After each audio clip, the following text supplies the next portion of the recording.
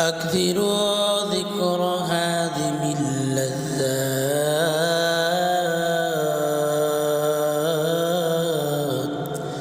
يعني الموت দুনিয়া সকল শখ সুখ শান্তি আরামায়েশ এই ক্ষণস্থায়ী জীবন পর্যন্তই সীমাবদ্ধ। দেহ থেকে যখন প্রাণ পাখি উড়ে যাবে তখন ভোগ উপভোগের সকল উপকরণ, আনন্দ বিনোদনের সকল সরঞ্জাম একদিকে পড়ে থাকবে। চোখ দুটো বন্ধ হতে না হতেই পার্থিব সকল সম্পর্ক ছিন্ন হয়ে যাবে।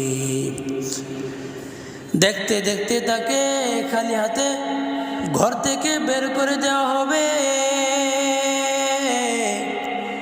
যে প্রিয়তমা স্ত্রীর মনোরঞ্জনে দিন ইমান খোয়াইল, যে সন্তানের আহার আশা আকাঙ্ক্ষা পূরণ করতে গিয়ে আখিরাতটাকে বিসর্জন দিয়ে দিল, যে আত্মীয়তা বন্ধুত্বের লাজ রক্ষায় নিজের পরিণাম ভুলে বসল,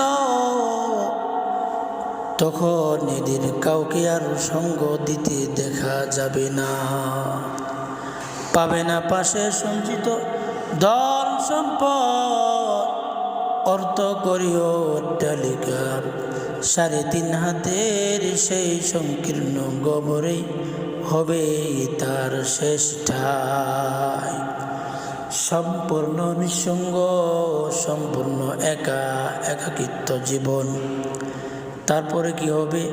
তারপরে গরম, তারপরে যত্নে গড়া পরিপুষ্ট সেই দেহটারে খাদ্য হবে পোকামাকড়ে। যে দেহ নির্মাণ সজ্জানের জন্য ছিল তার রাত দিনের মেহনত, দুদিনের মধ্যেই তা পচে গলে মাটির সাথে মিশে একাকার।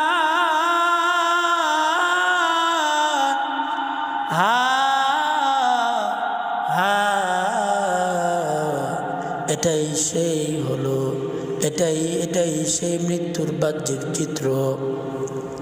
ক্ষণস্থায়ী দুনিয়া নিয়ে বিভোর থাকা, আখিরাত থেকে উদাসীন হয়ে জীবন যাপন করার কারণ এটি যে মৃত্যু পরবর্তী জীবনের চিত্র দৃষ্টির আড়াল হয়ে থাকা।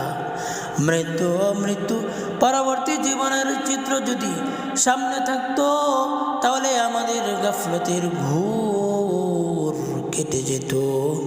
দুনিয়া আমাদেরকে তখন আর ধোকায় ফেলতে পারত না। বাকি রইল কবরের অন্ধকার দুনিয়া। এ তো আল্লাহই ভালো জানেন কি যে হবে। সেখানে ফেরেশতাদের সম্মুখীন হওয়া, সওয়ালের জবাব দেওয়া, কবরের আযাব ইত্যাদি ভয়াবহ বিষয়গুলো তো কল্পনাও করা যায় না। সুতরাং মৃত্যুকে স্মরণ রাখা খুবই জরুরি। এটি একটি ইবাদত, এর মাধ্যমে গাফলত দূর হয়ে যায়, দুনিয়াবি পেরেশানি থেকেও মুক্তি পাওয়া যায়। যদি কারো বিশ্বাস না হয় তাইলে নিয়মিত একটা আমল তাজকিরাতুল মাউত, মৃত্যুর মুরাকাবা করে দেখবেন। মাঝে মাঝে কবরস্থানে ঘুরব আর কবরগুলোর দিকে তাকিয়ে থাকবো, মনোযোগ দিয়ে তাকাবো। আমারও তো একদিন এই অবস্থা। মানুষের জন্য এটা ইবাদত, অশিক্ষা গ্রহণের একটি মাধ্যম এবং চিরস্থায়ী সৌভাগ্য লাভ করার উপায়। তাই নবী করিম সাল্লাল্লাহু আলাইহি ওয়াসাল্লাম উম্মতকে নসিহা করে গেছেন, উপদেশ দেন, মৃত্যুকে বেশি বেশি স্মরণ করো।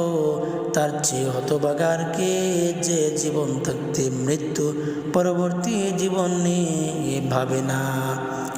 আল কাইসু মান দানা নাফসাহু ওয়া আমিলা লিমা বাদাল মাউত। আল্লাহ তাআলা আমাদেরকে সঠিক বুঝ দান করেন। কিছু সময় আল্লাহর ওয়াস্তে দুনিয়ার সমস্ত যায় ঝামেলা রেখে অল্প কিছু সময় মৃত্যুর মোরাকাবার জন্য আল্লাহর ওয়াস্তে দেয়ার তৌফিক দেন। এতে কি হবে? এতে আমার দুনিয়ার জীবন সুন্দর হয়ে যাবে, আখিরাতের জীবনও সুন্দর হয়ে যাবে। পাপগুলো আস্তে আস্তে ঝরে যাবে, নেক আমল করার আগ্রহ পয়দা হয়ে যাবে। আল্লাহ তাআলা আমাদের সবাইকে আমলের তৌফিক দিয়া দেন। আমিন। ওয়া আখিরু দাওয়ানা আলহামদুলিল্লাহি রাব্বিল আলামিন।